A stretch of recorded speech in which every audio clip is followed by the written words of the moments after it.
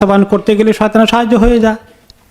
আর ওই শয়তান থেকে আল্লাহ তাআলা আমাদেরকে সাবধান করেছেন, ইন্নাহু লাকুম আদুউম মুবিন, সে তোমাদের সুস্পষ্ট দুশমন, প্রকাশ্য দুশমন, সে ডিক্লেয়ার করেছে দুশমনী। এবং এই দুশমনির লেভেলগুলো আমরা আলোচনা করেছিলাম, তাই না? কয় লেভেলে সেই শয়তানকে মানুষকে টার্গেট করে?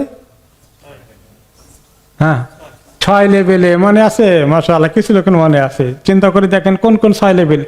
1 নম্বরে শিরক এবং কুফর, 2 নম্বরে বিদআত, 3 নম্বরে কবিরা গুনাহ, 4 নম্বরে সগীরা গুনাহ, 5 নম্বরে মুবাহ কাজে ব্যস্ত রাখা, তাতে নেকির কাজ না করতে পারেন, 6 নম্বরে হ্যাঁ হ্যাঁ নেকি যেখানে বেশি হবে ওটা থেকে সরাই এনে কম নেকির কাজে লাগাবে, তাতেও তার লাভ আছে।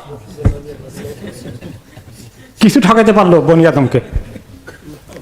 আল্লাহ তাআলা তার শয়তানি থেকে আমাদের হেফাজত করুন।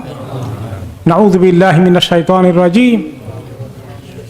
ওকে, এবার আমরা আসি তাহলে কিভাবে শয়তানের সহযোগী মানুষ হয়ে যায়। শুধু গুনাহ করা নয়, দুনিয়াতে সমস্ত মানুষকে গুনার দিকে নিয়ে যাওয়ার জন্য পরিকল্পনা করা, প্রোগ্রাম করা, এগুলোর জন্য শয়তান মানুষকে ব্যবহার করে। মানুষ একলা শুধু গুনাহ করে না, গোটা জাতিকে দিনের বিরুদ্ধে নিয়ে যাওয়ার রাস্তা শিখিয়ে দেয় কিছু মানুষকে ধরে, যে তারা শুধু একলা জাহান্নামে যাবে না, ওদের মাধ্যমে মানুষ